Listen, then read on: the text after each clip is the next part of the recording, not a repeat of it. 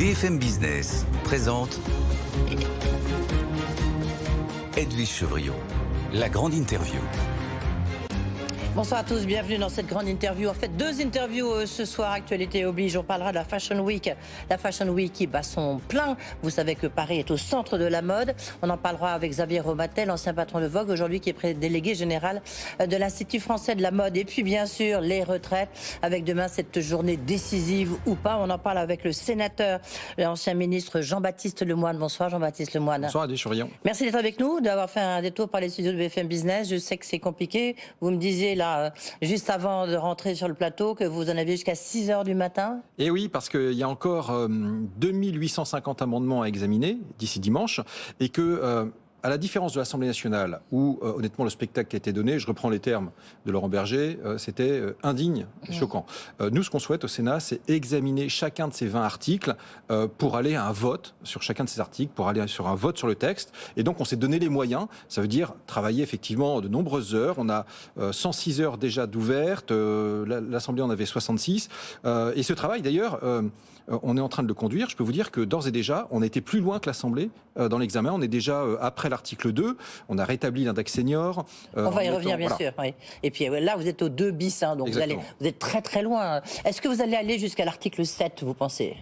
Alors, il reste... l'article 7, on va rappeler... Sur la mesure d'âge. Absolument, qui est quand même l'article clé. De 2 ans de l'âge légal, 62-64, et accélération de la durée d'assurance à 43 ans.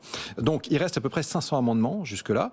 Ça veut dire qu'en principe, c'est une journée et demie pour y arriver. Donc il faudra beaucoup de volonté de tout le monde pour y arriver demain. C'est un souhait en tous les cas, je crois, de tous les groupes qu'il soit discuté, parce que c'est le cœur aussi du projet. Et donc voilà, demain en principe, il devrait être discuté. Demain, l'article 7. Demain soir ou mercredi, voilà. C'est une semaine décisive, donc parce que le dossier des retraites est discuté au Sénat. Semaine décisive parce que demain, après-demain, voire un peu plus, ce sont des journées décisives. Est-ce que pour vous, ce qui va se passer demain, c'est décisif? L'ampleur de la manifestation. C'est pas la première manifestation contre le projet. Il y a déjà eu un certain nombre de journées, 19 janvier, 31 janvier, etc. Je ne vais pas toutes les scander. Donc, on est dans la poursuite d'un mouvement. Maintenant, d'ailleurs, et le gouvernement et le Parlement ne sont pas restés sourds. Il y a eu des ajustements apportés sur les carrières longues.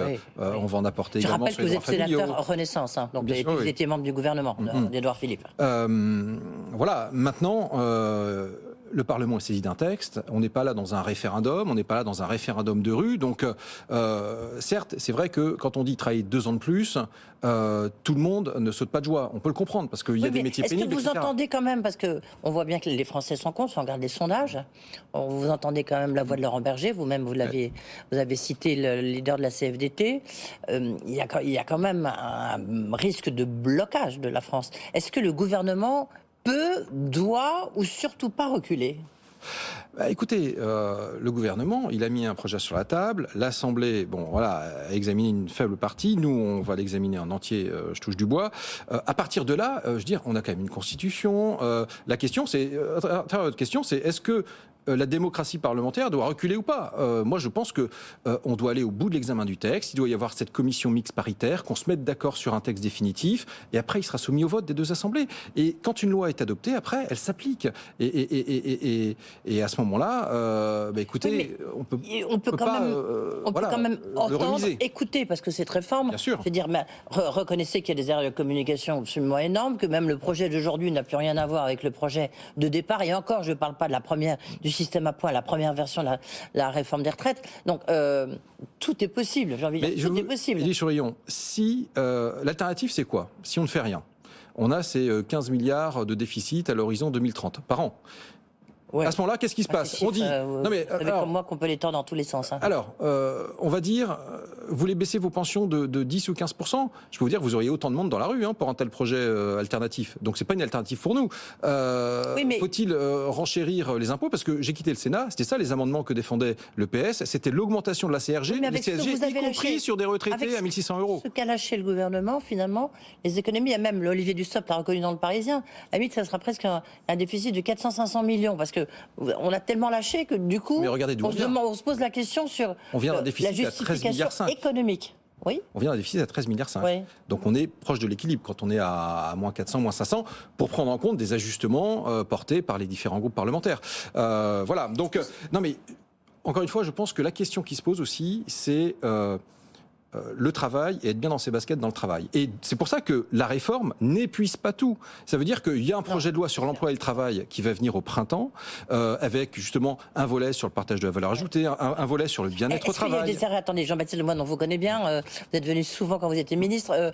Est-ce qu'il y a quand même eu... le gouvernement s'est pris un peu les pieds dans le tapis, le texte n'était pas suffisamment préparé, on avançait des choses, des éléments qui finalement s'avéraient inexacts sur les femmes, sur les petites retraites. Si on est honnête, oui. Le sujet, il est d'une complexité extrême. La vérité, c'est ça. Je veux dire, moi, je me suis plongé dans les 20 articles, mais c'est vrai que quand vous rentrez dedans, c'est très technique. Et donc, c'est vrai que c'est un défi d'arriver à tout bien expliquer, parce qu'il y a cette complexité de nos systèmes de retraite. Oui, mais donc, même le ministre et ses services n'ont pas vu tous les loups, qu'il y a les choses trappes qu'il y avait dans le texte. Mais c'est pour ça que nous, on veut débattre de tous les articles, parce qu'on va parler de la retraite progressive, des dispositifs intéressants. Qu'est-ce qui se passe au Sénat, là, vous avez adopté, vous êtes revenu sur l'index senior, qui avait été exit l'index senior. On l'a rétabli. Le gouvernement n'était pas pour, l'index senior du reste. Et puis, il y a le CDI. C'est dans le texte du gouvernement. Le CDI senior. Oui, mais pas là, c'est 300 pour 300 salariés, les entreprises de 300 salariés. Oui, mais c'est une étape qui est importante. Regardez, l'index égalité, adopté en 2018, on voit qu'il produit quand même des effets, parce que le name and shame, ça fonctionne, parce que d'ailleurs la France est classée, vous l'avez vu, il y a une enquête la semaine dernière qui montre qu'on est numéro 1 sur l'égalité salariale homme-femme. Donc ça fait bouger les lignes. Donc cet index, il fera bouger les lignes aussi. Et le CDI senior? Oui, alors là... Ça, c'est une proposition de la droite, des Républicains. Tout à fait. Olivier Dussopt a dit ce matin que il y aurait sûrement encore à discuter un certain nombre de paramètres. C'est pour ça que le gouvernement, ce matin, a donné un avis défavorable. Mais l'idée, d'après ce que j'ai compris à travers les lignes de ses propos, c'est quand même d'arriver à un dispositif à la commission mixte paritaire. En tous les cas, il y a le souhait d'apporter des solutions à cet emploi des seniors qui a beaucoup progressé, plus 20 points en 20 ans en France, mais on est encore un petit peu en deçà par rapport à nos partenaires européens. On est à 7-8 points en dessous. Alors il y a un effet horizon quand même avec le décalage de l'âge légal qui va un peu mécaniquement augmenter cet emploi.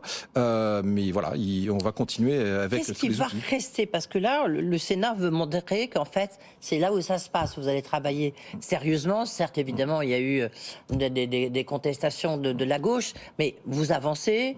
Chacun a retiré des amendements, donc il n'y a pas les milliers d'amendements comme il y en a eu à l'Assemblée nationale, et vous allez arriver au bout du texte, du moins, vous touchez du bois pour que ça soit le cas, mais enfin on a le sentiment que c'est le cas. Qu'est-ce qui va aller en commission mixte paritaire? Parce que finalement c'est l'Assemblée nationale qui va décider. Alors non, commission mixte paritaire... On sait comment ça marche, mais in fine c'est l'Assemblée nationale, les députés qui ont le dernier mot. Il y a un texte qui va sortir de la CMP, et ensuite... tant les députés que les sénateurs doivent se prononcer sur ce texte. Et donc c'est pour ça qu'il est important, effectivement, de conserver un certain nombre de mesures auxquelles sont attachés les Républicains à l'Assemblée nationale, les sénateurs également. Je pense aux mesures carrière longue pour l'Assemblée nationale. C'est un point important pour eux. Les sénateurs, eux, c'est plutôt les droits familiaux qui sont en jeu. Et donc, moi j'ai bon espoir, en tous les cas, vu la tournure du débat. On a réussi à amender, on a complété le texte au Sénat, qu'on puisse y arriver. Est-ce qu'il n'y a pas quelqu'un qui manque quand même dans ce débat? Certains parlent d'un silence assourdissant du président Macron, du président de la République. En lisant, vu un peu l'ampleur de ce qui se prépare, il pourrait intervenir, non? Mais vous savez, le président, il y a pas plus tard qu'une dizaine de jours, il faisait un déplacement sur le thème du travail à Rungis, auprès... Oui, on est en France, il est président de la France. Et donc il s'est exprimé. Non, mais il s'est exprimé justement. En Afrique, c'est très bien. Mais il a été interrogé sur le sujet, et il a dit oui, c'est nécessaire, c'est indispensable. Mais je pense que oui, mais c'est pas la même chose, si vous voulez, au détour d'un micro, de dire oui, c'est important. Vous voyez, qu'il assume. C'est lui qui veut cette réforme. Le président, il est au début de la chaîne, puisqu'il a mis le projet dans son projet présidentiel et dès avant le premier tour, et il sera naturellement, j'imagine, au bout de la chaîne lorsque la loi aura été adoptée, je l'espère, et promulguée. J'imagine qu'il aura une expression complète à ce moment-là. Un 49.3 pour le sénateur, donc raisonnable que vous êtes, Jean-Baptiste Lemoyne. Ça va pas dans le Sénat, je crois que c'est l'article 38. Mais est-ce que ça serait, c'est quelque chose qu'il faut éviter à tout prix? Alors en fait, si on peut avoir les débats. Normalement, c'est toujours ce qu'il y a de mieux. Maintenant, si on voit qu'il y a de l'obstruction sur la fin des débats, le président du Sénat lui-même, Gérard Larcher, l'a dit, dans notre règlement intérieur, on a la capacité à faire en sorte que une personne s'exprime pour, une personne s'exprime contre, et puis après, ça permet de clôturer le débat sur un amendement, sur un article, de passer au vote. En tous les cas, voilà, on va voir de quoi l'avenir est fait, mais on s'est donné du temps pour y arriver. Voilà, et j'espère que du coup, les Français, peut-être regardant les débats, à la fois.